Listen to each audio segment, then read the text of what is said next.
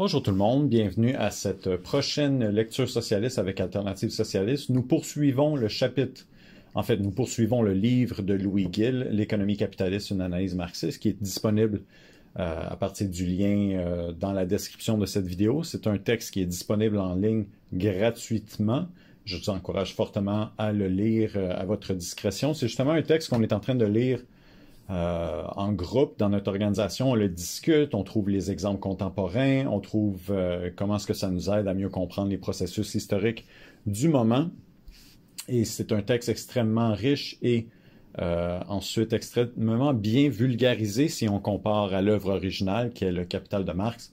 Louis Gill, enseignant à l'UQAM de l'économie marxiste pendant des années, non seulement un enseignant, une personne qui connaît bien la théorie marxiste, mais une personne qui s'est investie dans les luttes à plein de niveaux différents, entre autres en formant le syndicat des enseignants de l'UQAM dans les années 70. Donc, c'est une personne intéressante et sa capacité de synthèse est d'autant plus a beaucoup de valeur pour nous qui aujourd'hui essaient de se réapproprier le savoir marxiste et les énoncés de Marx. Alors, on continue aujourd'hui avec le chapitre 2.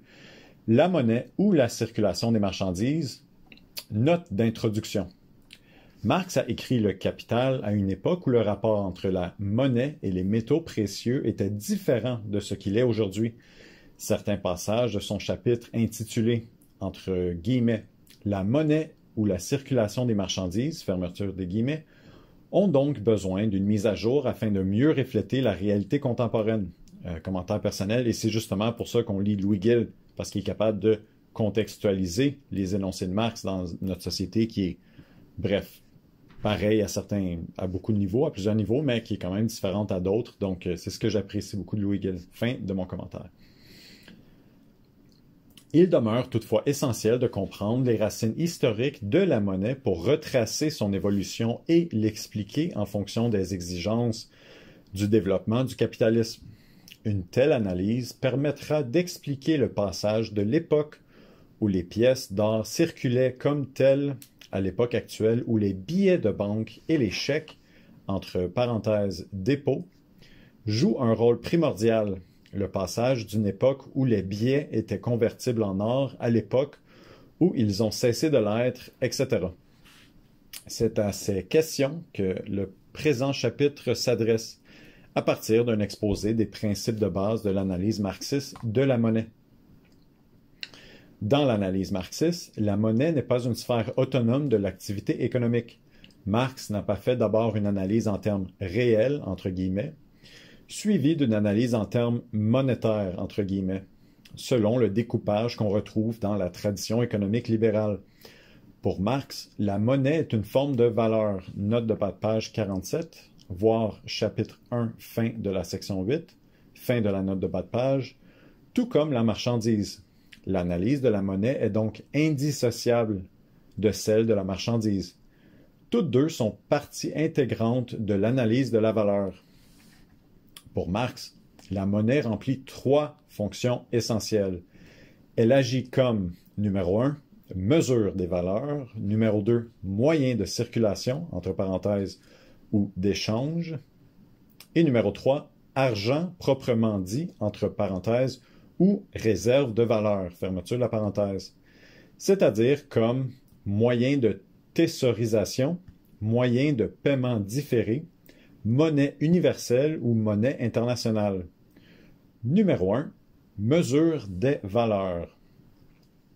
Mesure de valeur et unité de compte.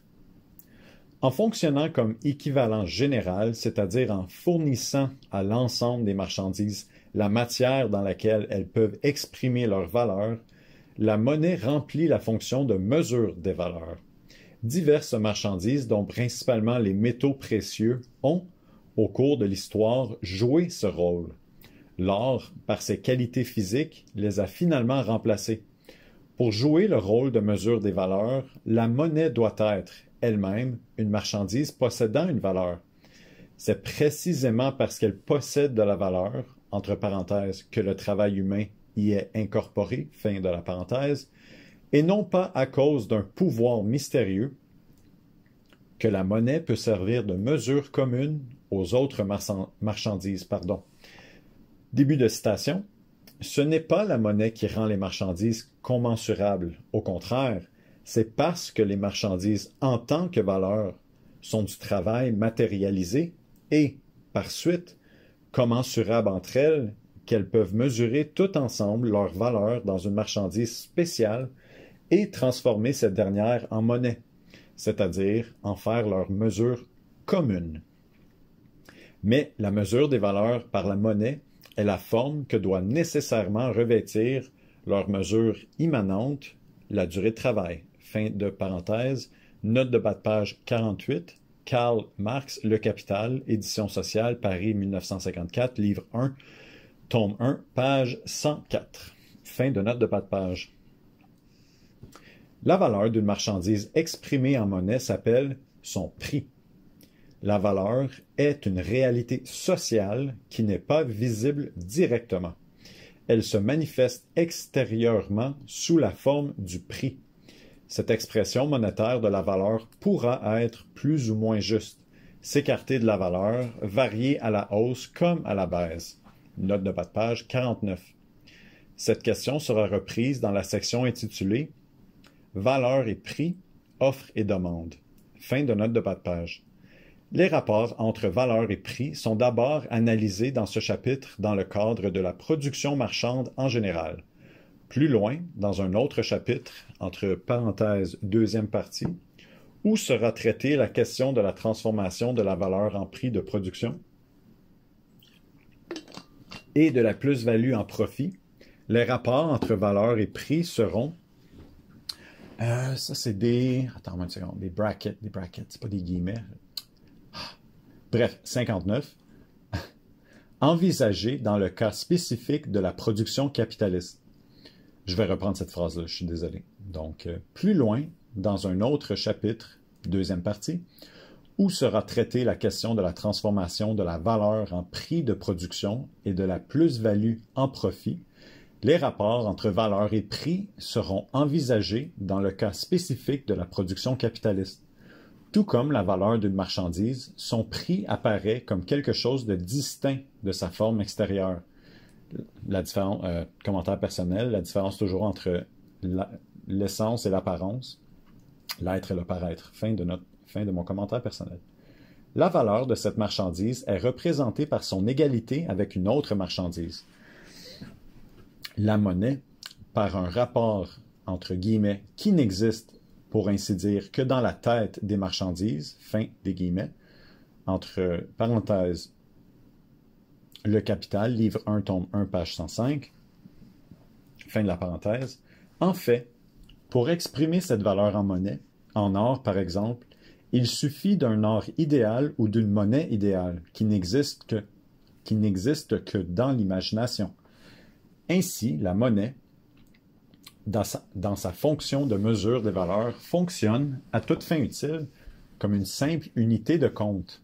Début d'une citation. Il n'y a pas d'épicier qui ne sache fort bien qu'il est loin d'avoir fait de l'or avec ses marchandises quand il a donné à leur valeur la forme prix ou la forme or en imagination, et qu'il n'a pas besoin d'un grain d'or réel pour estimer en or des millions de valeurs en marchandises. Fin de la citation. Note de bas de page 50. Marx, Le Capital, OP CIT, opposite, je ne sais pas ce que ça veut dire, page 105 et 106. Fin de la note de bas de page. À la limite, donc, on pourrait dire qu'il n'a nul besoin d'une monnaie réelle pour exprimer le prix des marchandises. Encore aujourd'hui, la, entre guillemets, guinée anglaise est un exemple d'une unité de compte pure qui n'a jamais existé sous une forme monétaire réelle. Par contre, la simple unité de compte ne sera vraiment mesure des valeurs que si elle se trouve dans un rapport fixe avec une monnaie réelle. Ainsi existe un rapport fixe entre la guinée et la livre sterling. Commentaire personnel, je ne suis pas sûr de savoir ce qu'est une guinée, mais c'est peut-être une monnaie, peu importe, qui existait à l'époque. Fin de mon commentaire personnel. En dépit du fait que la monnaie, en tant que mesure des valeurs, ne fonctionne qu'idéalement, le prix des marchandises dépend de ce qui constitue la matière de la marchandise monnaie. La valeur d'une marchandise sera exprimée en prix différents selon que la base de la mesure de cette valeur est par exemple l'or, l'argent ou le cuivre. À l'heure actuelle, les monnaies n'entretiennent plus que des liens ambigus avec les métaux précieux, plus précisément avec l'or. Cette situation est l'aboutissement d'une longue évolution historique déterminée par les exigences du développement du capitalisme. La nature de cette évolution sera analysée plus loin, en particulier par rapport au rôle contradictoire de la monnaie comme moyen de circulation et réserve de valeur. Avant d'aborder cette question, cependant, et en vue de mieux la comprendre, il est essentiel de se pencher sur ses racines historiques. Valeur de la monnaie et hausse de prix. Tout comme la valeur d'une marchandise sera exprimée en prix différents selon que l'équivalent général ou la monnaie est l'or, l'argent ou le cuivre, un changement de la valeur de la monnaie, entre parenthèses or, argent, cuivre, fermeture de la parenthèse, entraînera un changement du niveau général des prix, et pour les mêmes raisons. Les prix des marchandises sont différents lorsqu'exprimés en termes d'or, d'argent ou de cuivre, parce que les valeurs de ces métaux ne sont pas les mêmes.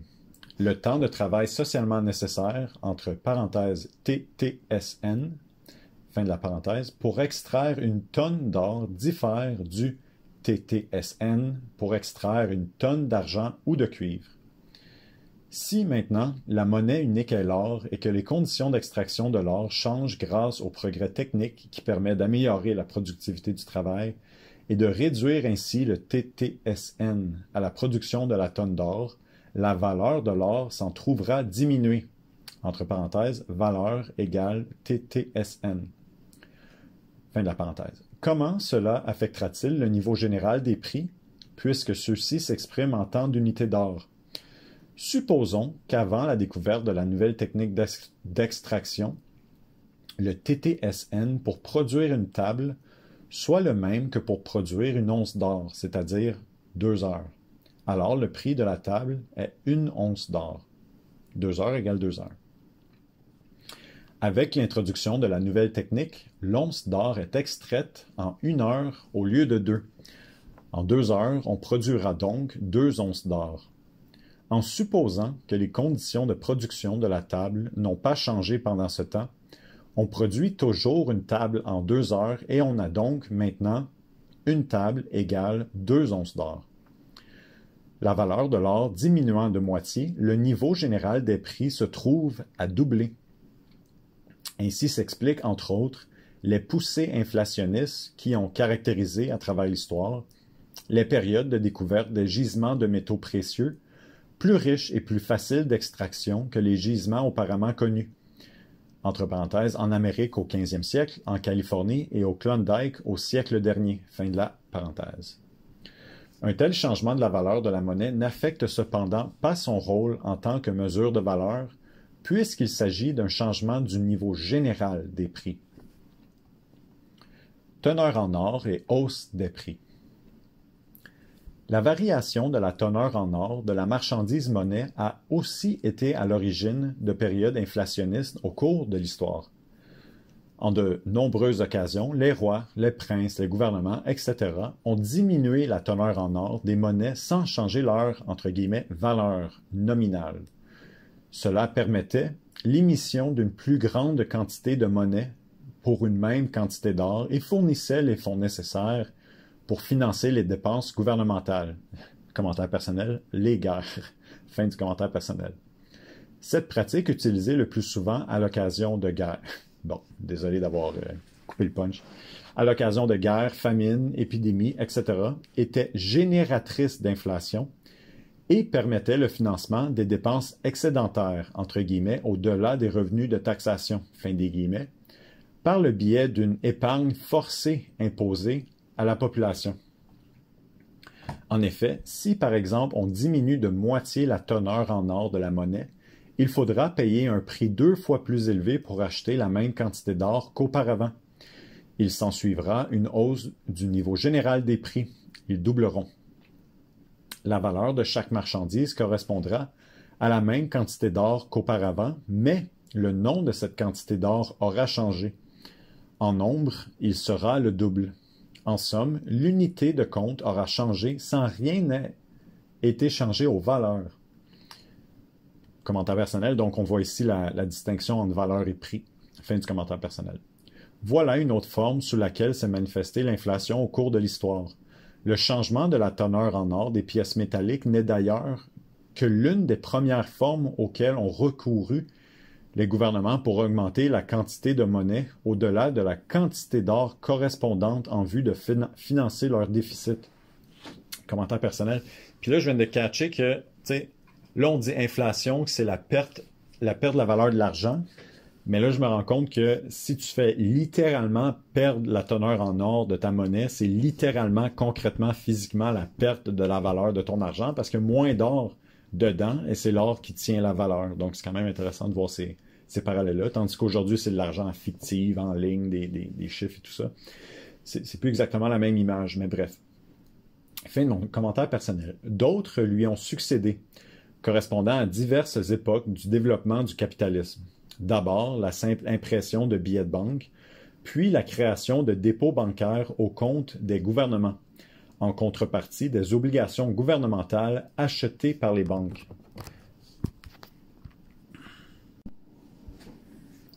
Ces diverses façons d'augmenter la masse monétaire correspondent aux différentes formes de monnaie qui sont apparues au cours de l'histoire et qui ont eu une importance relative différente à chaque moment. Cette évolution historique sera reprise plus loin dans ce chapitre. Par ailleurs, l'analyse des sources de l'inflation dans la période monopoliste actuelle du capitalisme sera l'objet d'un chapitre ultérieur, entre parenthèses, chapitre sur les crises, dans la deuxième partie, fermeture de la parenthèse. Valeur et prix, offre et demande. La valeur, telle qu'elle a été définie dans le chapitre 1, est le temps de travail socialement nécessaire, TTSN, à la production d'une marchandise. Elle reflète donc les conditions de la production. Commentaire personnel, plus ta production est avancée, plus ta valeur sera affectée à la baisse, parce que tu as besoin de moins de temps pour faire la production des marchandises. Fin de mon commentaire personnel. Le prix est l'expression monétaire de la valeur. Il est un rapport d'échange qui apparaît au niveau du marché. Il ne sera pas nécessairement et toujours l'expression correcte de la valeur. Le prix exprimera quelquefois plus que la valeur, quelquefois moins, quelquefois la valeur exacte. Il y a possibilité d'écart entre les deux, mais en même temps, l'écart traduit un déséquilibre dont la nature même est à la source du déclenchement des mécanismes nécessaires à sa résorption, la valeur étant le régulateur invisible du prix. En somme, la valeur exprime un rapport de production et le prix un rapport d'échange. Ce sont les conditions de la production. Entre parenthèses, la valeur est le TTSN à la production. Fin de la parenthèse. Qui détermineront les conditions d'équilibre de l'échange. C'est sous l'effet de la loi de la valeur que s'enclencheront les mécanismes qui conduiront à fermer l'écart entre valeur et prix. Selon la loi de la valeur, dans la production marchande, les marchandises ont tendance à s'échanger les unes contre les autres conformément à leur valeur. Dans la formulation de cette loi, il est implicite que les véritables prix ou rapports d'échange qui s'établissent sur le marché, même s'ils sont conditionnés par les valeurs, pourront s'en écarter. Mais il est aussi implicite que les correctifs nécessaires s'imposeront et conduiront à fermer l'écart. Ainsi, la loi de la valeur apparaît non pas comme une loi métaphysique, décrivant une situation figée et prédisant que les marchandises s'échangeront toujours exactement à leur valeur, mais comme une loi dialectique décrivant une situation en mouvement comportant des contradictions. Entre parenthèses, l'écart entre valeur et prix. Fin de la parenthèse. Et prédisant la résorption de ces contradictions en raison de leur nature même. Commentaire personnel, et on se souvient du chapitre 1 qui discute des conditions préalables à la formation d'une marchandise. Une des conditions est que la marchandise ait une valeur d'usage. Et tu ne peux avoir une valeur d'usage que si tu as un besoin humain de consommation de la marchandise, dans le sens que Si tu offres 1000 pommes au marché, mais que les gens vont en manger 900, puis qu'on n'a pas faim pour les 100 pommes qui restent, puis qu'on peut rien faire avec, ben c'est des pommes gaspillées. Donc, c'est un temps, un TTSN investi, parce qu'il y a eu des heures de production humaine investies, mais qui valent rien. Je ne sais pas si vous comprenez, parce que personne n'a de besoin, il n'y a pas eu d'échange, ces marchandises-là vont nulle part, ils ne sont pas consommées. En fait, ils sont gaspillés, mais ça, c'est une perte de la valeur de notre travail qui s'exprime en un gaspillage du travail social humain qui est mal investi, qui est dans la nature même du capitalisme. Puis nous, en tant que socialistes, c'est pour ça qu'on amène de l'avant l'idée de planifier les besoins, planifier la production, pour qu'on en ait assez, un, et deux, pour qu'on ne gaspille pas, deux. Sur le capitalisme, on fait un et l'autre. Parfois, on gaspille, on en a trop, plus qu'on en a besoin, et parfois, on n'en a pas assez, on est en crise de production, on n'en a pas assez, il n'y en a pas assez qui se produisent. Bref, fin de mon commentaire personnel. L'exemple suivant, tiré de la production marchande simple et emprunté à Adam Smith, illustre bien cette situation. Supposons deux marchandises, le castor et le chevreuil, dans une économie de chasse. Le temps socialement nécessaire pour chasser le castor est le double du temps socialement nécessaire, TTSN, pour chasser le chevreuil. Le rapport de valeur entre ces deux marchandises est donc un castor égale 2 chevreuils. Supposons qu'en raison d'une surabondance de castors, le prix qui s'établit sur le marché est un castor égale un chevreuil. Ce rapport d'échange peut exister tant qu'il y a surabondance de castors.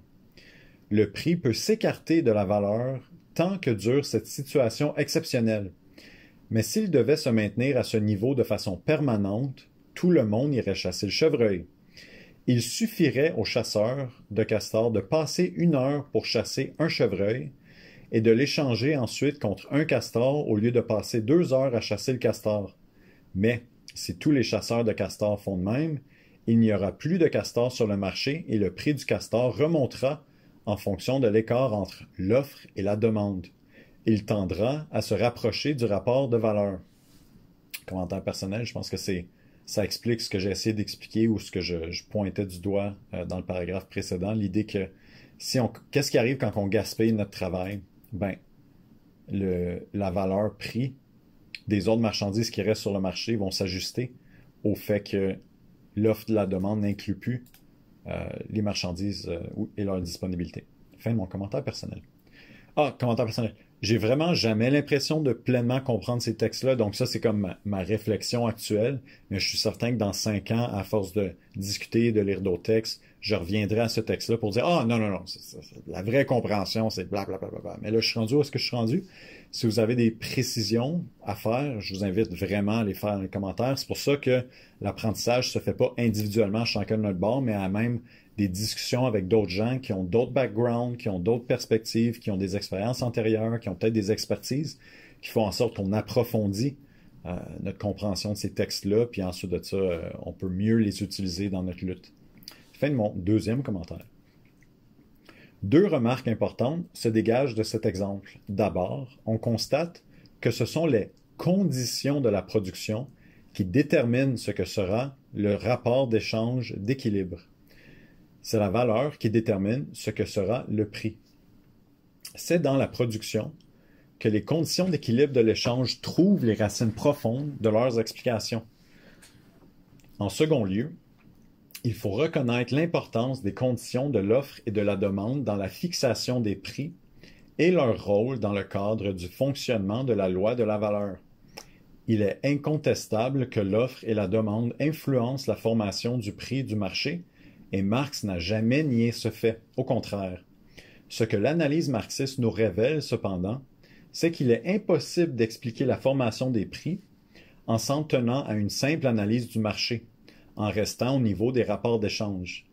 Commentaire personnel, je pense qu'on appelait ça aussi le facteur subjectif. L'offre et la demande, la consommation, la relation personnelle des gens avec la marchandise, etc. Bref, fin de mon commentaire personnel. L'explication du prix par l'intersection des courbes d'offre et de demande ne fournit jamais que l'explication d'une situation existant à un moment précis, mais ne décrivant en rien les tendances qui se développeront à partir de cette situation, ni la norme autour de laquelle les prix pourront fluctuer. Cette norme, dans l'analyse marxiste, c'est la valeur, expression des conditions de la production. Le jeu de l'offre et de la demande dans l'analyse marxiste n'est donc pas vu comme une loi indépendante, mais comme faisant partie intégrante de la loi de la valeur. Dans l'exemple précédent, l'offre et la demande expliquent à un moment précis pourquoi le prix du castor est relativement bas. Il y a à ce moment surabondance de castors, mais on n'a rien expliqué de la nature du prix du castor en disant cela. 2 semaines plus tard, lorsque tous les castors auront été vendus, il y aura rareté de castors et le prix montera en flèche. La, entre guillemets, loi de l'offre et de la demande prendra acte de ce fait et, entre guillemets, expliquera que le prix du castor est maintenant élevé. Mais quelle est la norme autour de laquelle le prix fluctue? Seules les conditions de la production peuvent la déterminer. Seule la théorie de la valeur peut donner une explication cohérente des prix dans la mesure où ceux-ci expriment au niveau de l'échange ce qui se passe au niveau de la production. Autre particularité de la forme prix. Citation. La forme prix n'admet pas seulement la possibilité d'une divergence quantitative entre le prix et la grandeur de la valeur, c'est-à-dire entre cette dernière et sa propre expression monnaie, mais encore elle peut cacher une contradiction absolue, de sorte que le prix cesse tout à fait d'exprimer la valeur. Note de bas de page 51, Ibidem, page 112. Fin de la note de bas de page. De nombreux exemples de cette situation existent. Ainsi, par exemple, des choses qui ne sont pas des marchandises, comme l'honneur, l'honnêteté, etc., deviennent vénales. Commentaire personnel, je ne suis pas certain de comprendre la signification du mot vénal. En tout cas, fin de la note personnelle. On les évalue en prix.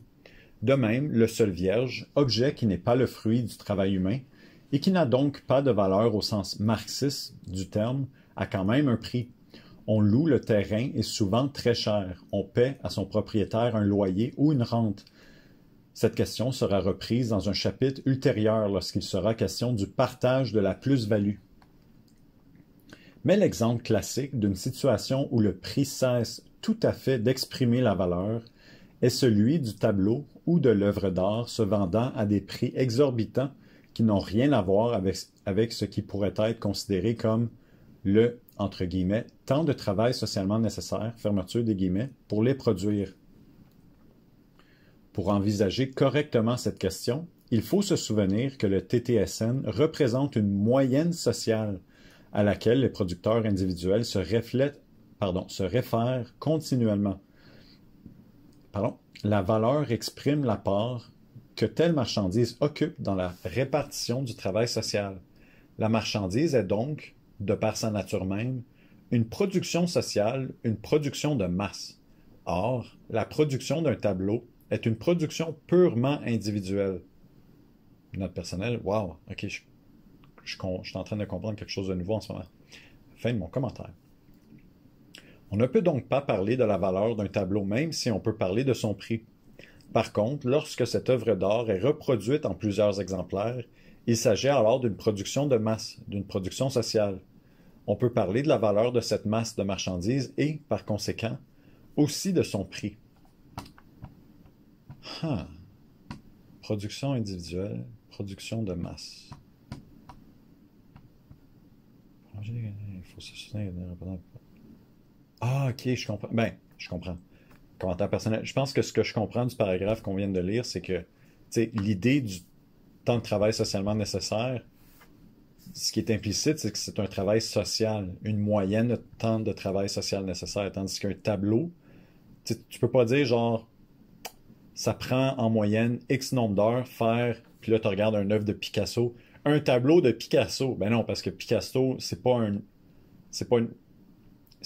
personne qui crée quelque chose qui est social, c'est quelque chose qui est individuel, que juste Picasso peut faire. Mais j'imagine que si... Excusez, j'amènerai mes questions dans la discussion de cette semaine sur ce texte, à savoir, tu sais, les artistes qui travaillent, qui ont à faire un prorata par semaine, un tableau par événement Facebook par semaine ou whatever, qui ont un salaire spécifique par tableau, puis il y a plein d'artistes qui font ce taux-là de production. Ben, est-ce que ça devient un travail social? Je pense que oui. Bref. Parce qu'il s'agit d'une production de masse, une production sociale. Bref. Je continue. On peut parler de la valeur de cette masse de marchandises et, par conséquent, ainsi, de son prix. Si le prix d'une œuvre d'art recherchée atteint souvent des niveaux qui n'ont aucun rapport avec le temps de travail consacré à sa production, c'est, bien entendu, en raison de sa rareté, de l'intérêt qu'elle suscite auprès de ses acheteurs, que ce soit pour des raisons purement esthétiques ou des raisons spéculatives. Dans un tel cas, ce sont les considérations individuelles qui l'emportent sur les considérations sociales dans la fixation des prix. Intéressant. Ça me rappelle un peu les cryptocurrencies, les crypto-monnaies, puis les espèces de tableaux de singes qui s'échangeaient sur Internet. Donc, d'après le texte, ça serait décrit, ces espèces de cryptocurrency, whatever, comme des considérations individuelles. Donc, dans le fond, si tu achètes des bitcoins, non, si tu achètes bref, le tableau de singe, il faudrait que tu fasses une prédiction que des considérations individuelles futures allaient vouloir racheter cette marchandise-là échangeable à plus fort prix que ce que toi t'as payé. Puis si tu es capable de prédire ça, ça veut dire que ton achat est un investissement qui va rapporter. Mais vu que c'est des considérations individuelles, j'imagine que c'est difficile parce qu'il faut... Bref, si quelqu'un veut développer ce point dans les commentaires pour que je comprenne mieux, ça me plairait beaucoup. Merci. Je continue. Ce rapport entre les considérations individuelles et sociales joue un rôle important chaque fois qu'il faut expliquer les différences importantes entre prix et valeur. Ainsi, par exemple, l'individu affamé sera prêt à payer un prix très élevé pour acheter un pain. Ah, là, je comprends. Dans une situation de rareté, les considérations individuelles, l'emportent sur les considérations sociales. Dans les conditions normales de la production, cependant, où le pain produit à une échelle sociale serait disponible en quantité suffisante, le prix du pain serait fixé dans un rapport direct avec sa valeur, ce qui veut dire avec le TTSN pour le produire. Ici, les considérations sociales l'emportent sur les considérations individuelles. Moi, commentaire personnel, je fais tout le temps la comparaison avec, au Québec en tout cas, la disponibilité de l'eau potable. Où est-ce que, en tout cas au Québec, on a des abreuvoirs dans tous les parcs, on est censé pouvoir boire quand on est dans une bibliothèque, dans un restaurant, on peut demander un verre d'eau en théorie, etc., etc. Donc, pour nous, qu'est-ce que ça vaut l'eau? Ben, c'est presque invisible. On le sait qu'on a des prix à payer au niveau des réparations des tuyaux, puis des usines d'épuration, puis de filtration, puis whatever, mais c'est comme, dans notre conscience sociale, l'eau est disponible et gratuite et assumée de manière sociale par tout le monde, donc on n'y pense pas vraiment. Il n'y a pas personne qui va voler de l'eau. C'est pas une marchandise. Premièrement, on la voit pas, on la comprend pas comme une marchandise. Donc, personne ne va voler comme de l'eau. Quoique au Canada, on vole du sirop d'érable. Mais, j'imagine que la considération individuelle, c'est la bouteille d'eau qui n'est pas l'eau comme un produit qu'on consomme pour boire, mais bien la bouteille qui est une capacité de transport. Alors, la bouteille d'eau, c'est la capacité de transport et non l'eau qui est contenue dans celle-ci. Bref, je disais ça parce que il est facile pour moi d'imaginer c'est quoi les considérations, entre guillemets, sociales, ou est-ce que lorsque le bien produit est en quantité suffisante, disponible pour tout le monde et socialement, entre guillemets, payé, ben, c'est comme ça que dans notre conscience, ça devient une marchandise. C'est même plus une marchandise, c'est juste un bien de consommation disponible qu'on consomme au besoin, qu'on n'accumule pas, qu'on met pas de côté, qu'on n'a pas une anxiété de peur. Tandis que je suis pas mal certain que s'il y avait moins d'eau dans notre société, si on en manquait, qu'il y aurait un prix de rattaché, qu'il y en a dans notre société qui en aurait pas assez, que ça serait un stress, que ça serait une marque de statut social, quelqu'un qui a accumulé plein d'eau. Regardez mon contrôle sur l'eau, comment c'est incroyable, comment je suis une personne riche. Fait que la disponibilité de la marchandise affecte notre relation avec celle-ci, puis notre rapport social dans nos relations sociales entre nous. J'arrête mon rant. Numéro 2, moyen de circulation, MAM. Il s'agit d'abord de définir le terme, entre guillemets, circulation. Dans la théorie marxiste, entre guillemets, circulation de marchandises, fermeture des guillemets, signifie échange des marchandises par l'entremise de la monnaie ou de l'argent.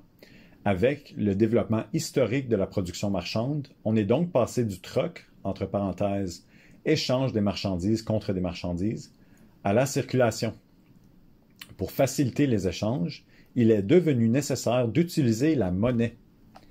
Dans la main du vendeur, la marchandise est à la fois une valeur, entre parenthèses, d'échange et une non-valeur d'usage. Il vise à se départir de cette marchandise en vue d'en acheter une autre qui, pour lui, sera une valeur d'usage. Effectivement, commentaire personnel, si tu produis, mettons, du blé, ben tu vas manger une certaine quantité de blé, puis le reste, tu vas le jeter. Fait que tant qu'à y être, on va le vendre, pour pouvoir échanger ce blé-là pour quelque chose qu'on va pouvoir utiliser et consommer, qui aura une valeur d'usage. C'est ça l'idée de la production socialisée. Sinon, on ferait tout nous-mêmes, puis on consommerait tout, puis il n'y aurait pas d'échange. En tout cas, je continue. L'échange des marchandises par l'entremise de l'argent est décrit par l'expression MAM, où M représente la marchandise et A l'argent. L'expression MAM se décompose en deux opérations. L'opération vente, MA, qui consiste à aliéner une valeur d'usage pour obtenir une valeur, et l'opération achat, AM, qui consiste à transformer cette somme d'argent d'une valeur donnée en une nouvelle valeur d'usage. Commentaire personnel, aliéner une valeur d'usage pour obtenir une valeur, ouf, il va falloir que je relise ce passage-là plus tard pour essayer de mieux le comprendre. Je continue. Dans un contexte de division du travail social et de propriété privée des moyens de production, les producteurs individuels entrent en contact par l'échange. Les produits de chaque producteur individuel sont pour lui, au-delà d'une certaine quantité correspondant à ses besoins, des, entre guillemets, non-valeurs, fermeture des guillemets, d'usage. Elles ne sont que des valeurs, entre parenthèses, d'échange, fermeture de la parenthèse, transformables en l'équivalent général, qui est la monnaie. C'est la vente MA. La possession de ces valeurs, sous la forme de l'argent, lui donne droit à l'achat d'autres marchandises qui, elles, sont des valeurs d'usage pour lui. C'est l'opération achat, AM. Pour chaque individu, l'opération complète devient MAM. L'échange d'une marchandise contre une autre s'est fait sans que les producteurs de ces marchandises n'aient eu à se rencontrer, comme c'est le cas lorsque l'échange se fait sous la forme du troc.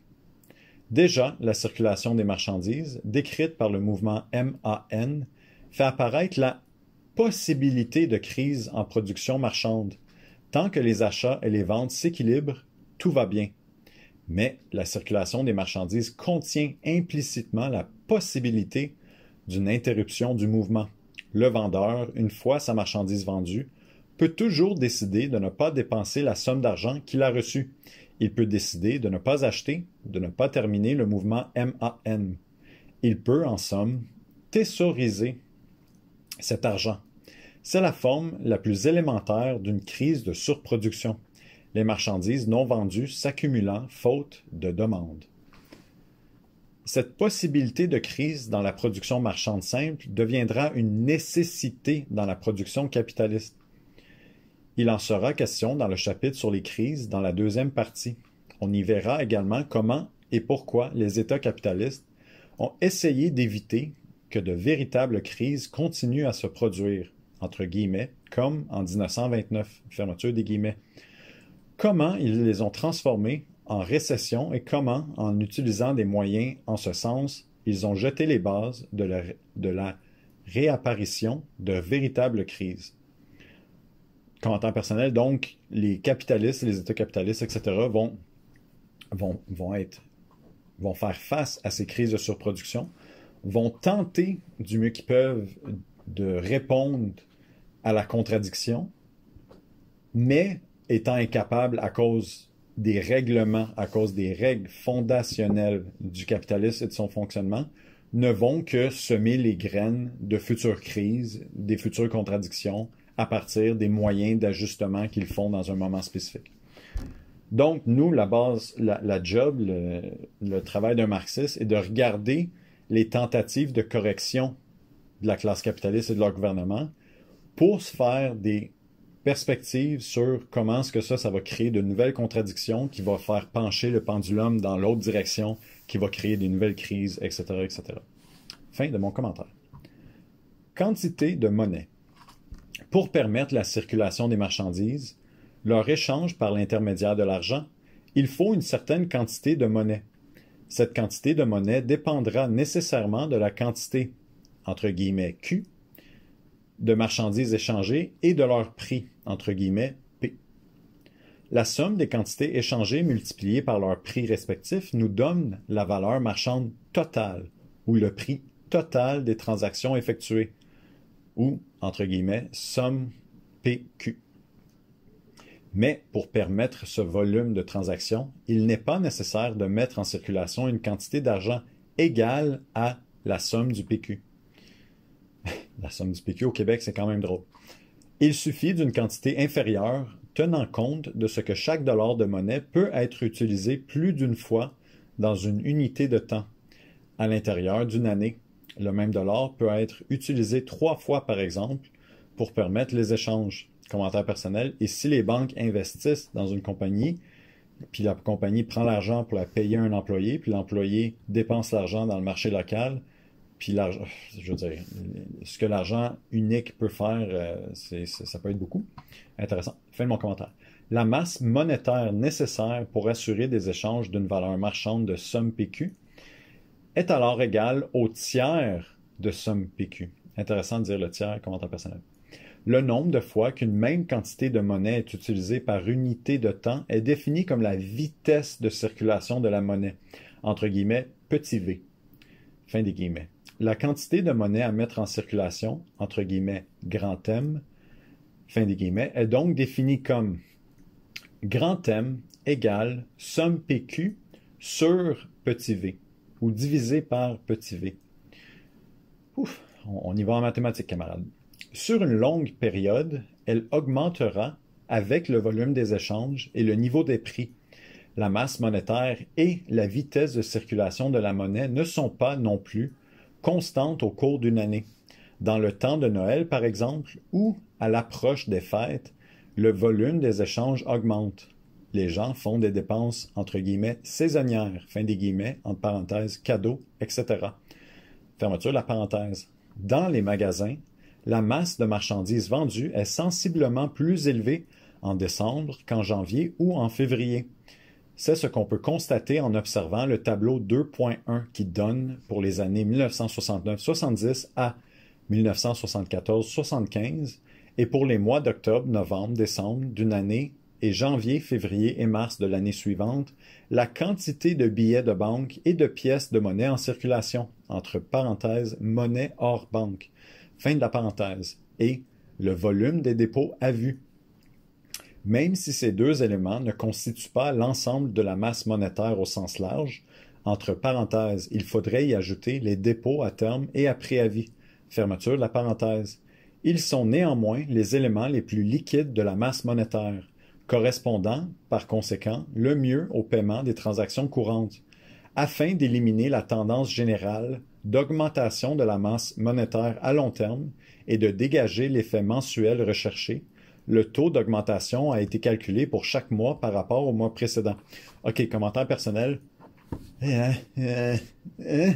le sens que moi, les tableaux de masse monétaire en circulation des banques réparties par mois dans un graphique, c'est un magnifique exemple d'informations qui, en ce moment, j'ai aucune maudite idée qu'est-ce qu'on ferait avec ça. Tu sais, dans le sens que si j'écrivais un article puis je voulais analyser l'évolution de X, Y, Z dans notre société, c'est là que les livres, comme le livre qu'on lit en ce moment, viennent nous aider parce que ça nous permet de tenter, au moins on va voir avec les pages suivantes, de comprendre des phénomènes économiques dans lesquels on peut voir des tendances qui nécessitent une certaine étude, une certaine compréhension, un travail scientifique, parce que moi, de regarder des chiffres de même, puis là, je vais aller voir le tableau, ouais, 2.1. Camarades, je vous invite à aller dans le livre à la page 99. Je vous dis, 1969, octobre, monnaie hors banque, 3139, étoiles. Taux d'accroissement, 0.1. Dépôt à vue, 5897. Taux d'accroissement, 1.5. Puis là, il y a 1969, octobre, novembre, décembre. Taux d'accroissement va de 0,1 à -6 à 3,8. Taux d'accroissement 1,5, 0,9, moins 0,5. Puis là, il y a toutes les années, etc., etc., etc., jusqu'à 75. Mais qu'est-ce qu'on fait avec ça? Tu sais, je veux dire, c'est des beaux chiffres, là, mais en tout cas, j'espère que le reste du chapitre va expliquer qu'est-ce qu'on fait, qu'est-ce qu'on comprend de ça. Continuons ensemble. Ce sont ces chiffres qui indiquent le mieux l'augmentation de monnaie en circulation à l'approche des fêtes et sa diminution en janvier-février. Attendez-moi une seconde, je reviens au tableau, puis je regarde taux d'accroissement des différentes années en novembre, effectivement, sont tout le temps plus élevés. Comme si on le met genre octobre, novembre, décembre. Pour chaque année, ça devient 1,5, 0,9, moins 0,5. Ensuite, moins 2,8, moins 4,5. Ah, ça, c'est janvier, février. OK, donc, octobre, novembre, 1,5, 0,9 positif, tandis que janvier, février, moins 2,8, moins 4,5. Octobre, novembre de l'année suivante, 0,8, 1,2. Janvier, février de l'année suivante, moins 1,9, moins 2,6. Donc oui, effectivement, c'est une tendance qu'on peut observer. Je vais recommencer la phrase pour nous remettre dans le texte. Ce sont ces chiffres qui indiquent le mieux l'augmentation de monnaie en circulation à l'approche des fêtes et sa diminution en janvier-février, et ceci tant du point de vue des dépôts à vue que de la monnaie hors banque. En somme, la monnaie en circulation augmente au cours de ces mois d'activité commerciale intense. OK, donc, en fait, ce qu'on lit dans ces chiffres-là, c'est qu'on peut lier la monnaie en circulation, pardon, j'ai frappé mon téléphone, la monnaie en circulation à l'activité commerciale, à l'intensité, pardon, de l'activité commerciale. Donc, on peut regarder l'évolution de l'activité commerciale à travers l'évolution de la monnaie en circulation. Je pense que c'est ça que je comprends pour l'instant. Continuons le texte. Il ne sera toutefois pas nécessaire de l'augmenter dans les mêmes proportions que la valeur marchande des échanges. Pourquoi? Parce qu'au moment où cette valeur augmente, la vitesse de circulation de la monnaie augmente aussi. L'argent que l'individu moyen reçoit reste moins longtemps dans ses poches. Au cours de cette période d'échange plus intense, la même quantité de monnaie est réutilisée plus souvent dans une même quantité de temps. La monnaie de papier. À l'origine, la monnaie se présentait sous forme de lingots ou de poudre de métaux précieux qu'on pesait sur place au moment de l'échange. Par la suite, pour simplifier les choses, on a utilisé des pièces de monnaie. Au début, ces pièces contenaient exactement en métal précieux la valeur qui était inscrite sur la pièce. Mais, à mesure qu'elles ont été utilisées, ces pièces se sont usées. Elles ont perdu du poids et par le fait même de la valeur. Intéressant. Elles ont continué néanmoins à circuler comme auparavant et à servir de moyen de circulation comme des pièces intactes. Cette situation qui, à première vue, peut sembler anormale est en fait tout à fait compréhensible. En effet, comme moyen de circulation, la monnaie n'est pas recherchée pour elle-même, mais comme intermédiaire pour l'acquisition d'un autre bien. Rien ne l'oblige donc, comme telle, à avoir une valeur propre. Il suffit qu'elle existe en quantité nécessaire pour assurer la circulation. Pour le reste, elle peut n'être qu'un pur symbole de valeur. Comme mesure de valeur, la monnaie doit être une marchandise possédant une valeur. Au cours de l'histoire, les gouvernements ont donc volontairement déprécié les monnaies en diminuant leur teneur en métaux précieux. Ils ont changé leur valeur véritable sans changer leur valeur nominale. En poussant cette opération à sa limite, on arrive à la monnaie de papier, c'est-à-dire au billet de banque, pur symbole de valeur, dans la mesure où il ne contient pratiquement aucune valeur, même s'il peut représenter des valeurs très élevées. Note de bas de page 52. La production de billets de 1 $ ou de 1000 $ exige le même temps de travail socialement nécessaire. Il n'est pas plus compliqué d'imprimer des billets avec 5, 6 ou 10 chiffres que d'en imprimer avec un seul chiffre. Fin de note de bas de page. Le papier-monnaie qui prend la forme de billets de banque est émis de nos jours exclusivement par la Banque centrale de chaque pays, entre parenthèses, au Canada, la Banque du Canada. On dit de ce billet de banque qu'il a cours légal. C'est le billet qui est reconnu comme la monnaie officielle du pays et qui circule légalement. Il a cours légale. L'utilisation du billet de banque, simple symbole de valeur, repose nécessairement sur la confiance des gens en ce moyen de circulation. Une monnaie basée sur la confiance est une monnaie fiduciaire. Note de bas de page 53. Le billet de banque n'est pas la seule monnaie fiduciaire connue. On a rencontré au cours de l'histoire d'autres types de monnaies fiduciaires, comme les lettres de change et les divers types de créances qui ont circulé comme des billets de banque. Fin de la note de bas de page. À l'origine, cette confiance était basée sur la convertibilité du billet. On dit d'une monnaie qu'elle est convertible lorsque le porteur de cette monnaie ayant cours légal peut obtenir sur demande sa conversion en or. Lorsque cela est rendu impossible par une décision gouvernementale, on dit que la monnaie est inconvertible et que la monnaie a cours forcé. À travers l'histoire, la convertibilité de la monnaie a été supprimée à plusieurs reprises à l'occasion des guerres en particulier. L'inconvertibilité définitive de la monnaie a été décrétée en 1934 au Canada au moment de la création de la Banque du Canada. Note de bas de page 54. Malgré la suppression de la convertibilité en 1934, c'est seulement à partir de juin 1970 qu'on a remplacé sur les billets de banque canadiens l'expression « paiera au porteur » entre guillemets par l'expression « ce billet à cours légal » entre guillemets. En fait, il sera plus normal de lire « ce billet à cours forcé » entre guillemets.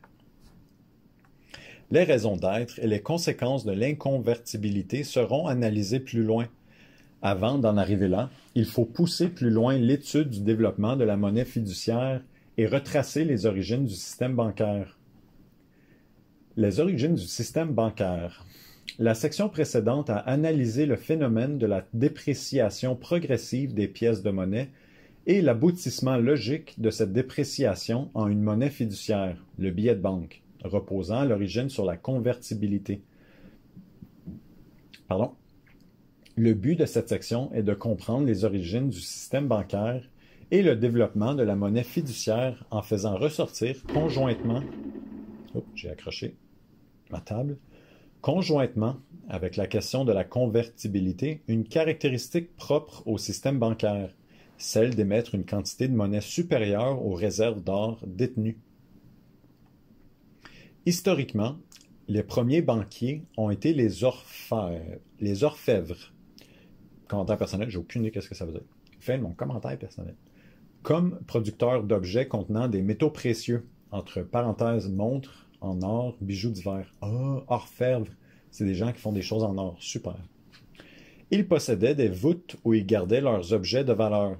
Les nobles leur confiaient leurs biens qu'ils voulaient voir en lieu sûr, comme par exemple la vaisselle entre les festins. En retour, les orfèvres émettaient des certificats de dépôt, des reconnaissances de dette qui, très tôt, ont circulé comme de la monnaie.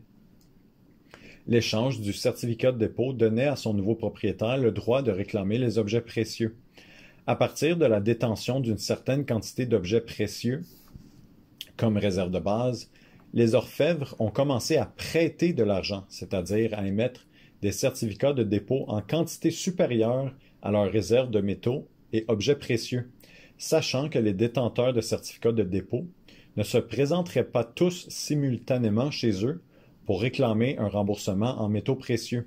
Les orfèvres, je vais appeler ça de même, les orfèvres. Les orfèvres, bref. Tenant compte d'un certain coefficient de sécurité, pouvaient émettre une quantité de certificats, entre guillemets X, fois supérieure à leur réserve qui constituait une couverture. C'est essentiellement sur ce modèle de fonctionnement que s'est constitué le système bancaire. Chaque banque pouvait, au début, émettre ses propres certificats de dépôt qui fonctionnaient essentiellement comme nos billets de banque actuels, sauf qu'ils étaient convertibles. Ultérieurement, l'émission de ces billets est devenue le monopole des gouvernements et plus précisément de la Banque centrale du pays. Dans un tel système où était maintenue au départ la convertibilité, l'établissement d'un pourcentage légal de couverture que devaient respecter les banques avait pour but de maintenir la confiance en cette monnaie. Commentaire personnel. Donc les banques, si elles donnent plus, peuvent se faire plus de profit, mais de ce fait, augmentent le niveau d'instabilité et le risque de crise. Tandis que si elles donnent moins, elles font moins de profit. Donc, l'intérêt matériel des banques est de donner le plus possible un taux qu'elles peuvent s'en tirer. Puis l'intérêt, en théorie, des États est de leur dire hey, calmez-vous, vous autres. Mais on sait très bien que la base économique influence la superstructure et non pas. Ben, je ne vais pas dire et non pas le contraire, c'est pas vrai. Je vais dire la base influence la superstructure beaucoup plus que la superstructure influe la base. Bref, question théorique abstraite. C'est dans le même but que la couverture des billets, entre parenthèses, obligation de conserver une encaisse hors de 25%, fin de la parenthèse, a été maintenue au Canada pendant quelques années après la suppression de la convertibilité en 1934. Cette couverture n'a été levée qu'à partir de 1940. La monnaie scripturale. À mesure que s'est développé le système bancaire, le billet de banque a perdu progressivement de l'importance par rapport à ce qu'on appelle la monnaie scripturale. Comme son nom l'indique, la monnaie scripturale est une monnaie d'écriture. Lorsqu'un individu fait un emprunt à la banque, le banquier crée un dépôt à son compte. Il inscrit un crédit. C'est une écriture. Un crédit est une écriture. OK. En contrepartie de ce dépôt créé au nom de l'emprunteur, celui-ci aura une obligation de rembourser un prêt à la banque dans les délais prévus. Sur le plan comptable, le prêt apparaît à l'actif de la banque. C'est quelque chose qui lui appartient sous la forme de remboursement futur qui lui sera payé. Un commentaire personnel. Ça me fait toujours rire de réaliser que toutes les dettes du monde sont des investissements de quelqu'un d'autre.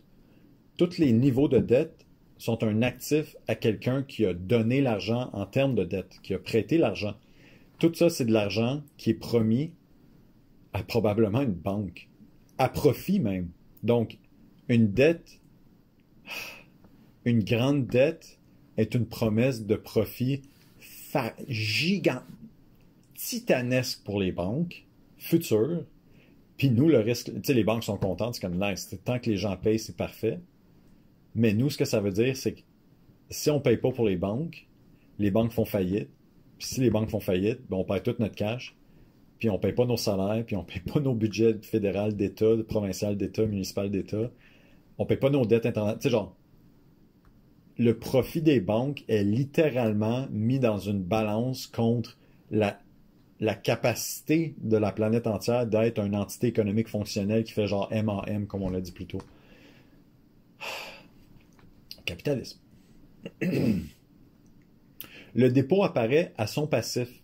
C'est quelque chose que la banque s'est engagée à verser. Elle le doit à l'emprunteur. On parle de monnaie scripturale parce qu'une fois ce dépôt créé, un simple jeu d'écriture par le biais de chèques et d'opérations effectuées pour l'ensemble du système bancaire par la Chambre de compensation permettra de faire la somme des virements des comptes et d'établir les nouveaux bilans au terme d'une période donnée. L'achat d'une marchandise dans un magasin, par exemple, est rendu possible par la remise d'un chèque. Il n'a fallu ni argent sonnant, ni billet de banque. Le tableau 2.2 montre l'importance relative croissante de la monnaie scripturale par rapport aux pièces de monnaie et aux billets de banque. Tableau 2.2, composition de la masse monétaire au Canada entre 1945 et 1974. Donc, monnaie hors banque, 1945, 1055 en millions de dollars canadiens. 1974, 5791, donc un multiplicatif de 5. Dépôt du public dans les banques à charte est passé de 2283 en 1945 à 50 730 en 1974. Et on a un total, bien sûr, part de 1 dans 3. 1 dans 3. C'est quoi 3? 1 dans... Bref, c'est ce que je viens de démontrer, là, c'est que la monnaie hors banque a perdu de sa place relative dans le total de la composition de la masse monétaire du Canada en circulation, point d'interrogation, ou juste existant. Bref. Source. Bulletin statistique Banque du Canada, 54, 62, 69. Ce qui me donne le goût d'aller chercher ces bulletins-là de 2000, 2005, 2010, 2020, là. Continuons. De 1945 à 1974, le pourcentage de la masse monétaire totale constituée par les dépôts à vue et à terme n'a cessé d'augmenter pour atteindre 89,8% en 1974. Les billets de banque et les pièces de monnaie qui représentaient 31,6% de la masse monétaire en 1945 ne comptent plus que pour 10,2% en 1974. Et je serais curieux encore une fois de voir les chiffres aujourd'hui. La carte de crédit. La carte de crédit n'est pas une nouvelle forme de monnaie. Elle consiste tout simplement à introduire entre le vendeur et l'acheteur un intermédiaire qui permet de retarder le paiement. C'est un des aspects de la troisième fonction de la monnaie, l'aspect entre guillemets, moyen de paiement, entre parenthèses, voir section 3 du présent chapitre, fermeture de la parenthèse. L'acheteur paiera de toute façon la compagnie de crédit à l'aide d'un chèque et celle-ci paiera le vendeur de la même manière. Les exigences du capitalisme. Le développement du système monétaire a répondu, au cours de l'histoire, aux exigences de la production marchande d'abord et de la production capitaliste ensuite. Ce développement s'est fait graduellement comme le démontrent les sections précédentes. Il nous a menés d'un système où circulaient des pièces métalliques porteuses de valeur à un système monétaire purement fiduciaire où prédomine la monnaie scripturale. De l'utilisation de pièces métalliques, on est passé d'abord à l'utilisation de billets de banque, pur symbole de valeur théoriquement convertible en or, mais dont on supprimait la convertibilité chaque fois qu'elle risquait d'être réclamée à grande échelle.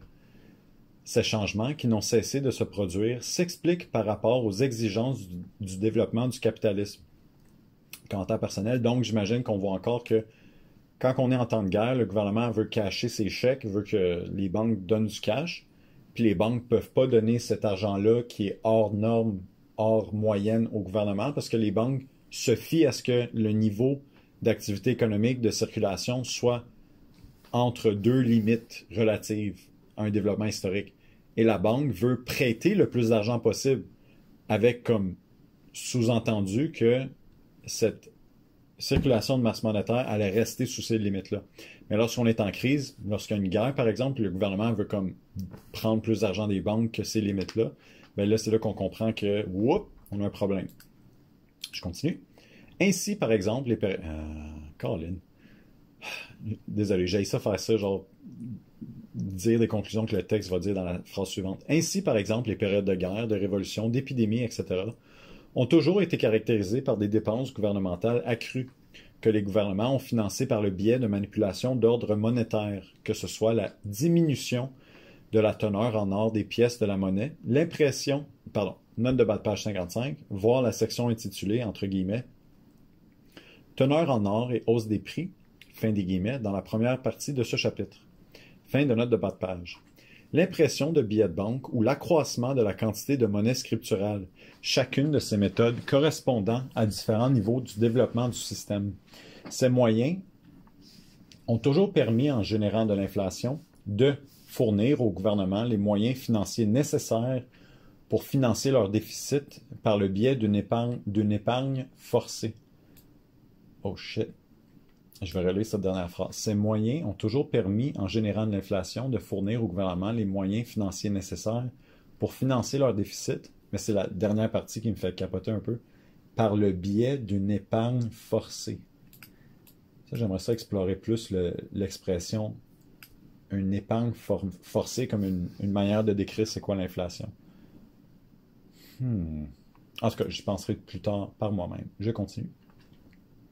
Dès lors, la, entre guillemets, nécessité de réunir ces fonds explique les mesures d'inconvertibilité, d'abord temporaires, puis ensuite permanentes, adoptées en réponse à ces exigences. Supposons que l'augmentation de la masse monétaire se fasse par l'impression de billets.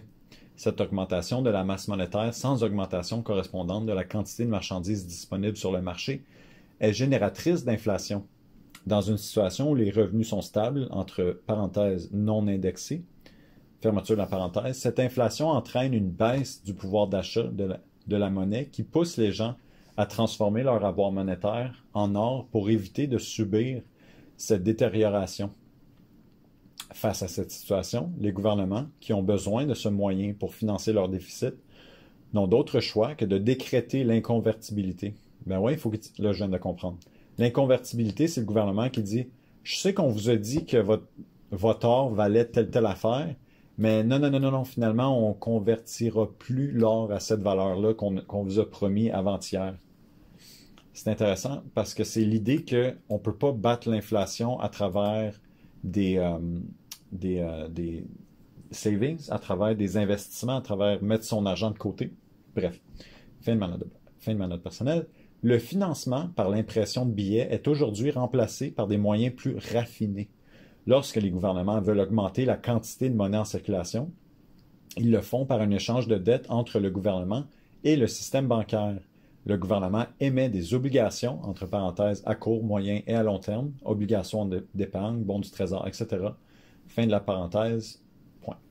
Les banques achètent ces obligations qui apparaissent à leur actif. En contrepartie, elles créent au nom du gouvernement un dépôt bancaire qui est inscrit à leur passif.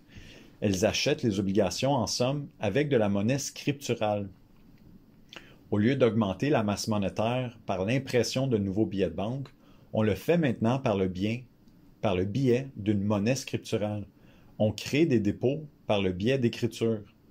À partir de ces crédits à leur compte, les gouvernements pourront effectuer des dépenses et les payer à l'aide de chèques, que ce soit pour des produits de guerre, canons, avions, etc., des ponts, des salaires de fonctionnaires, des prêts bourses pour les étudiants, etc., etc. Monnaie internationale. Au Canada, la convertibilité de la monnaie a été suspendue en 1934. Ouverture de parenthèse, quelques années plus tard, en 1940, on a supprimé la couverture or de 25% de la quantité de monnaie émise. En somme, à partir du moment où l'émission de monnaie est devenue un monopole gouvernemental, excusez, il y a une ouverture de parenthèse, mais il n'y a pas de fermeture de parenthèse. Attends. À moins que je me mélange.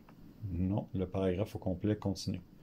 On va ignorer la parenthèse. Donc, on recommence au début. Au Canada, la convertibilité de la monnaie a été suspendue en 1934. Quelques années plus tard, en 1940, on a supprimé la couverture or de 25% de la quantité de monnaie émise.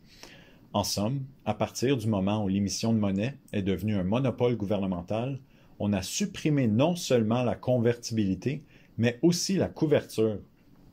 Cela ne signifiait pas pour autant que la monnaie canadienne, comme celle des autres pays capitalistes d'ailleurs, n'était plus liée à l'or d'aucune manière. En effet, les accords internationaux de Bretton Woods, en 1944, note personnelle que je vais devoir étudier éventuellement, mettaient sur pied un système monétaire international qui a fonctionné jusqu'à son effondrement en 1971.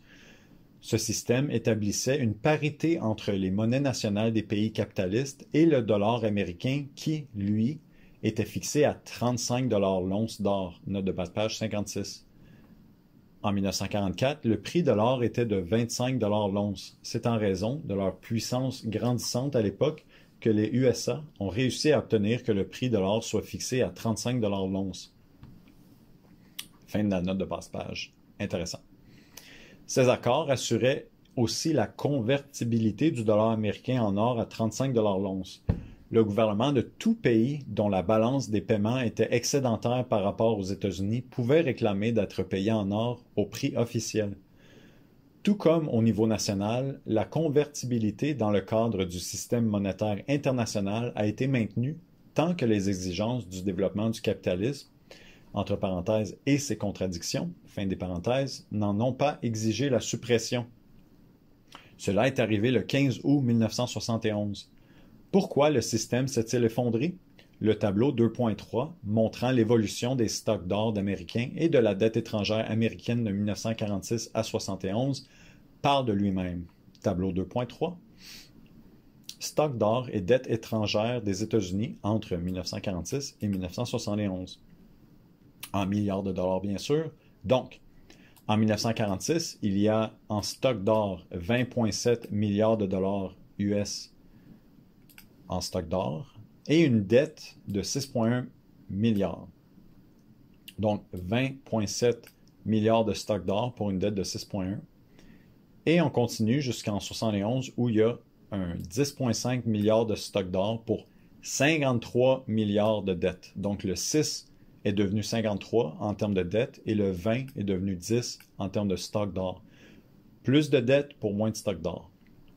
Source: Business Conditions Digest, US Department of Commerce, mai 1975, somme des dollars américains détenus par des étrangers à travers le monde. Donc c'est les dettes internationales. Liquid liabilities to all foreigners. Très rapidement, les stocks d'or américains sont devenus insuffisants par rapport à la quantité de dollars américains en circulation à travers le monde et susceptibles d'être transformés en or. La politique étrangère américaine et en particulier les dépenses militaires en Asie du Sud-Est au cours des années 60 ont été à l'origine de la détérioration de la situation.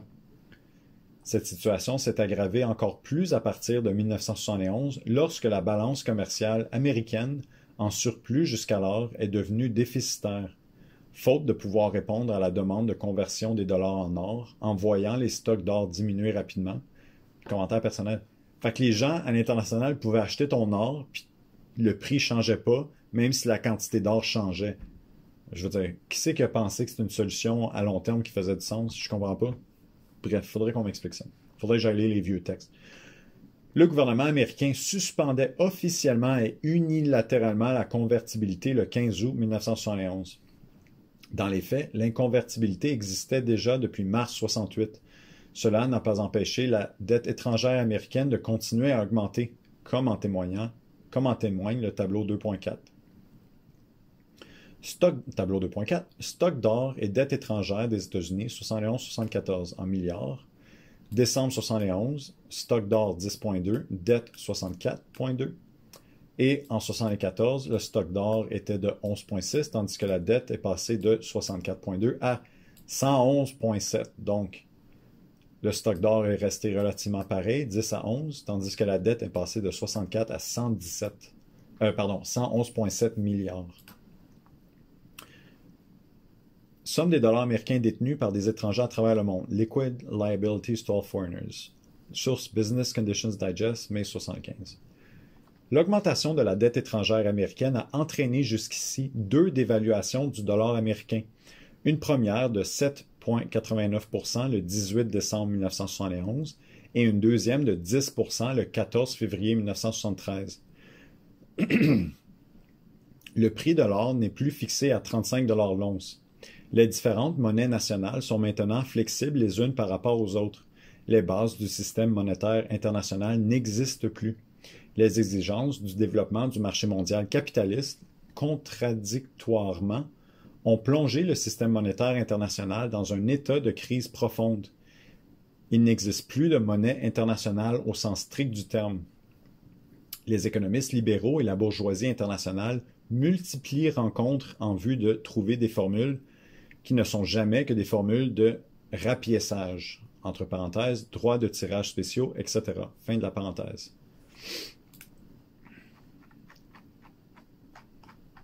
Numéro 3. La monnaie comme argent proprement dit ou réserve de valeur. Il s'agit maintenant d'aborder la monnaie par rapport à sa troisième fonction. Jusqu'ici, elle a été envisagée comme mesure de valeur, rôle qu'elle remplit comme monnaie idéale, puis comme moyen de circulation, c'est-à-dire en pratique comme symbole de valeur. Mais la monnaie joue aussi le rôle d'équivalent réel des marchandises, de réserve de valeur. Thésaurisation. Dans sa fonction de moyen de circulation, l'argent, comme on l'a souligné plus tôt, offre la possibilité de séparer vente et achat. Il permet d'interrompre le mouvement MAM, ce qui ouvre la possibilité d'une crise. Le producteur peut vendre sans acheter et conserver son argent qui devient ainsi un moyen de thésaurisation. Cependant, seule une monnaie qui ait une vraie véritable réserve de valeur peut permettre la thésaurisation. Ainsi, toute monnaie qui n'est qu'un symbole de valeur, comme la monnaie qui sert de production de circulation, entre parenthèses papier-monnaie, monnaie scripturale, ne peut jouer le rôle de moyen de thésaurisation. Il suffit en effet de quelques mois d'une inflation rapide pour qu'une telle monnaie n'ait plus qu'un pouvoir d'achat considérablement réduit, ne représente plus qu'une fraction de sa valeur initiale. Une monnaie convertible est, à la rigueur, un moyen de thésaurisation, en vertu de la possibilité de la transformer en or à tout instant. Mais, comme on le sait, la convertibilité a toujours été supprimée lorsqu'elle risquait d'être mise en pratique jusqu'à ce qu'on la supprime définitivement. Commentaire personnel, c'est ça, tu sais. Ton argent mis de côté en période de stabilité économique, tu peux pas juste prédire que la valeur de l'argent va rester stable. Là, on est dans une situation où est-ce qu'il y a un début de crise. On est en 2024 et on est depuis la COVID à une dégringolade économique mondiale lente où est-ce qu'on augmente l'intensité des investissements en armement, il y a de plus en plus de guerres, les marchés internationaux de nourriture ont de la misère à suivre le pas, les populations souffrent, bref, il y a tout plein de crises en même temps. Puis ça veut dire que pour les prochaines années, l'inflation va faire en sorte qu'on ne fera plus confiance au système, puis quand les gens vont commencer à perdre leur fonds de retraite, ça va provoquer une profonde colère puis une profonde instabilité sociale parce que le contrat social, c'est que si je travaille pendant 30 ans, 35 ans, 40 ans, après ça, je peux prendre une retraite. Puis quand les gens vont se rendre compte que ça, c'est un rêve, une lubie, un privilège d'un pays stable, ben c'est ça. Le privilège, en fait, il est seulement possible si ton pays reste stable. Puis c'est seulement les pays impérialistes du G8 qui ont eu ce privilège-là historiquement des derniers 100 ans. Mais là, ce privilège-là arrive à sa fin ou pourrait arriver à sa fin, on va bien voir, peut-être que j'ai tort, on verra. En somme, alors qu'un symbole de valeur suffit pour agir comme moyen de circulation, seul un équivalent réel des marchandises peut agir comme moyen de thésaurisation. C'est une des contradictions importantes de la forme monnaie qui s'est développée d'ailleurs comme une nécessité découlant des exigences du développement normal du capitalisme. Le développement essentiel de la monnaie comme moyen de circulation a entraîné l'évacuation progressive de son rôle comme véritable réserve de valeur. Cela explique pourquoi, à chaque moment d'incertitude, les gens qui en avaient la possibilité ont transformé leur monnaie symbole de valeur en des marchandises sûres, véritables réserves de valeur comme l'or. Cela existe encore aujourd'hui et de plus belle. Dans le contexte de la crise du système monétaire international, la spéculation sur l'or bat son plein. Ou comme quand, en 2001, le World Trade Center là, a été abattu, la valeur de l'argent sur les marchés mondiaux a comme doublé, triplé, quintuplé, whatever. Fait que c'est un exemple de ça. Une crise qui commence, la valeur de l'argent grimpe en flèche. Moyen de paiement, bracket, différé. Marx parle de la monnaie comme, entre guillemets, moyen de paiement, fermeture des guillemets, lorsqu'un intervalle de temps sépare le moment où une marchandise est achetée du moment où elle est payée. Il s'agit en somme d'un paiement différé, et la notion de crédit entre en ligne de compte. Excusez, quelqu'un au bureau vient de partir. Je lis ça dans mon bureau en ce moment, à la fin de mon chiffre. De crédit entre en ligne de compte. Le vendeur devient créancier, l'acheteur débiteur. La monnaie comme moyen de paiement permet le déplacement de la marchandise sans qu'il n'y ait de déplacement immédiat de l'argent en sens contraire. Elle n'existe que dans la promesse de l'acheteur de payer ultérieurement. Le fonctionnement de la monnaie comme moyen de paiement repose, bien entendu, sur la capacité de paiement de l'acheteur. De même que le papier-monnaie et la monnaie scripturale proviennent de la fonction de la monnaie comme moyen de circulation. La monnaie de crédit a sa racine dans la fonction de la monnaie comme moyen de paiement. La fonction de la monnaie comme moyen de paiement fait apparaître une deuxième possibilité de crise en production marchande. L'utilisation du crédit conduit à l'établissement de créances réciproques entre les vendeurs et les acheteurs, c'est-à-dire des endettements en chaîne.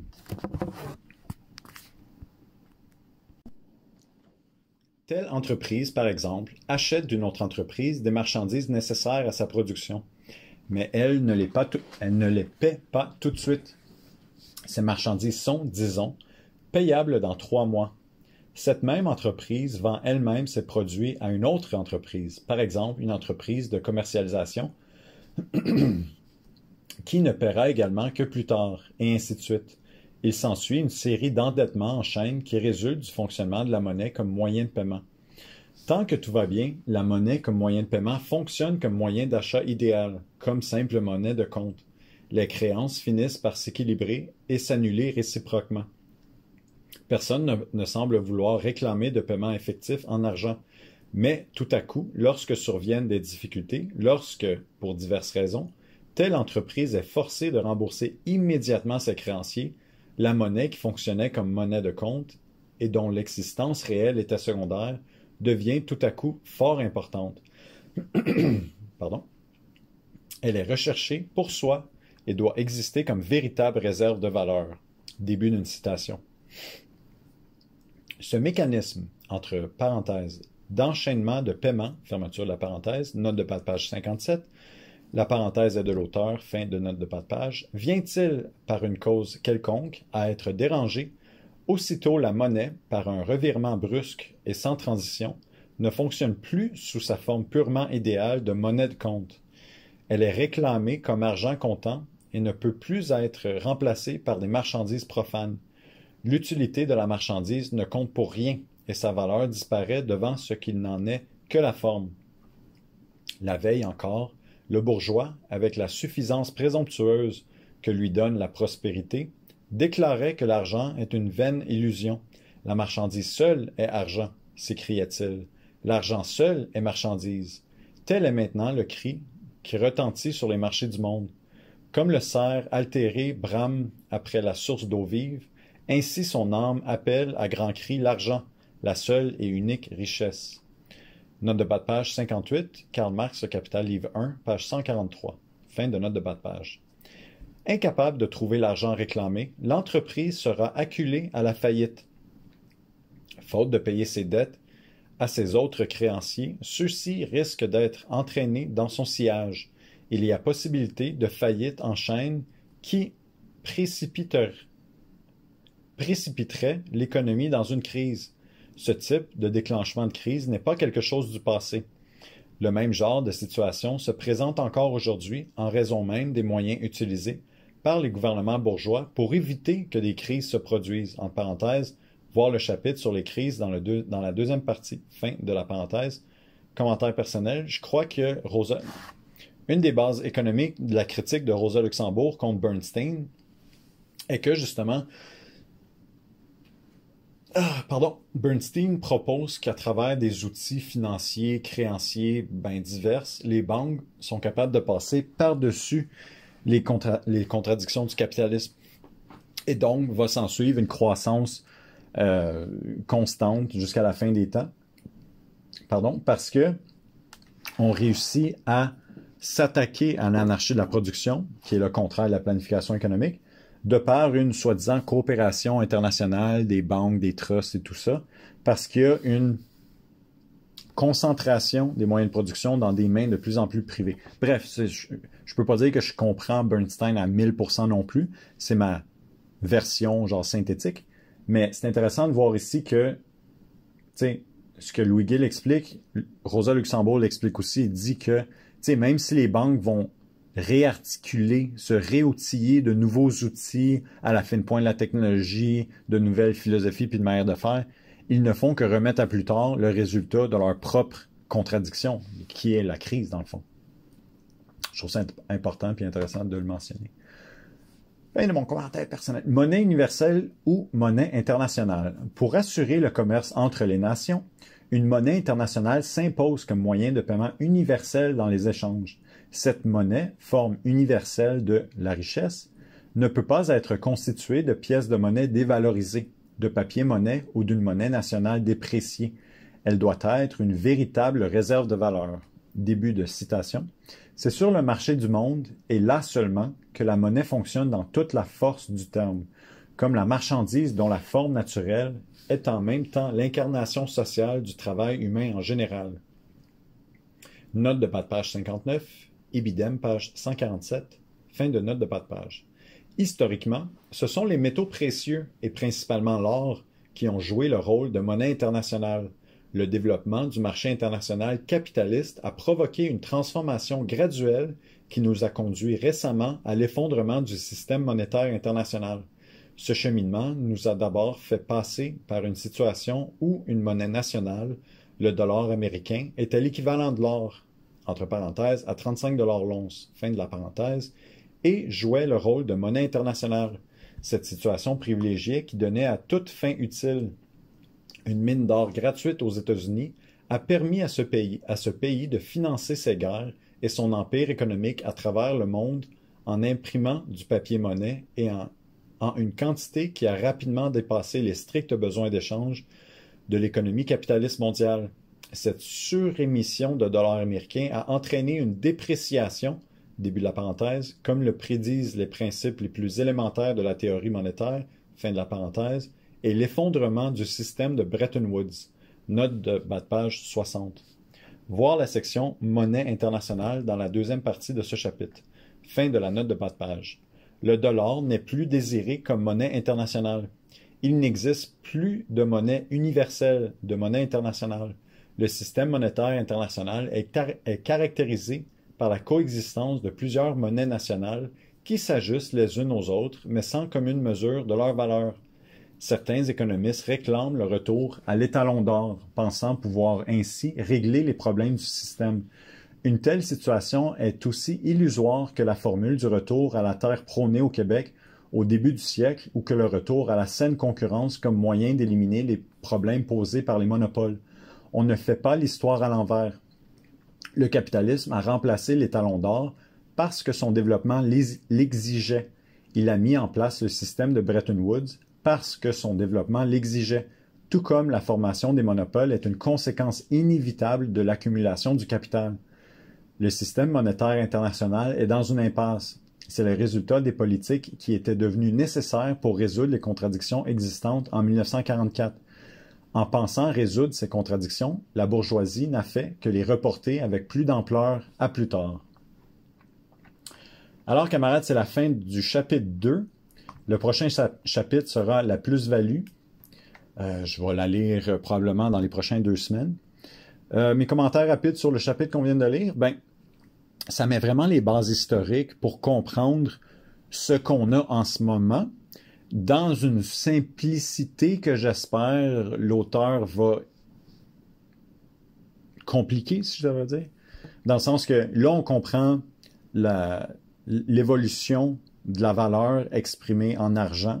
On comprend le rôle de l'argent. On comprend les contradictions qui ont forcé les capitalistes à trouver des solutions à des contradictions qui ont provoqué des crises.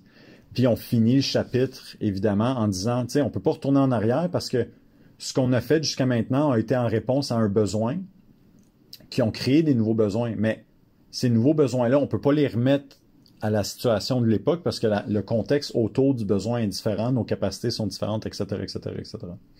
Ce que j'observe aussi, c'est quelque chose qui est commun dans nos cercles de discussion, c'est l'idée que en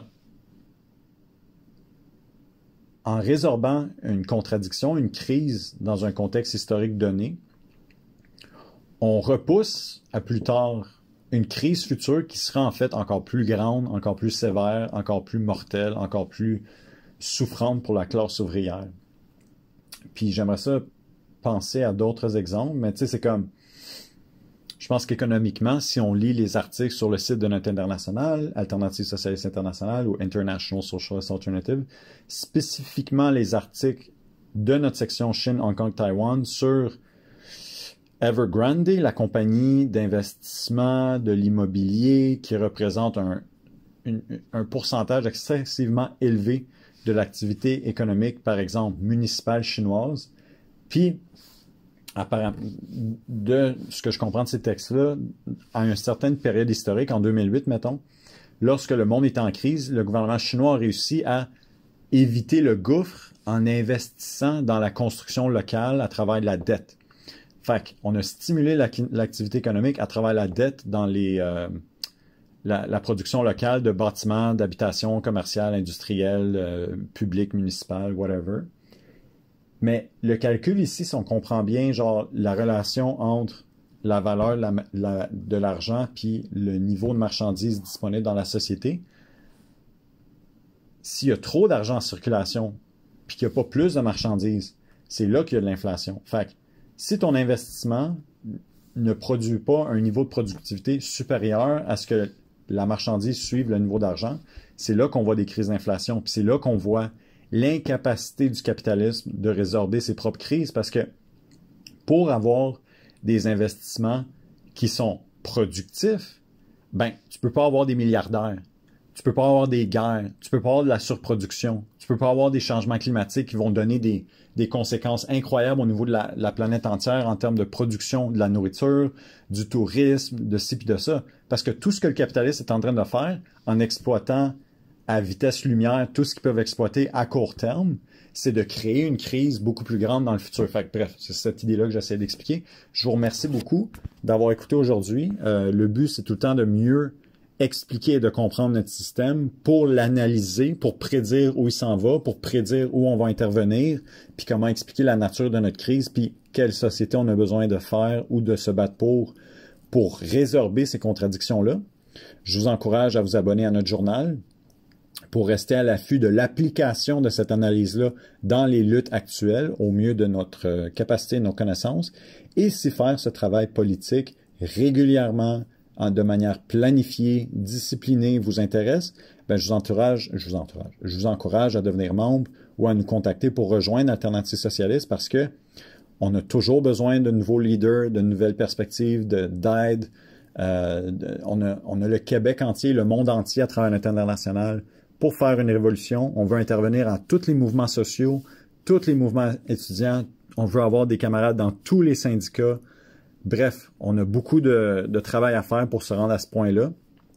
Alors, je vous encourage à nous rejoindre. Merci beaucoup. Je vous souhaite une bonne fin de journée et à la prochaine.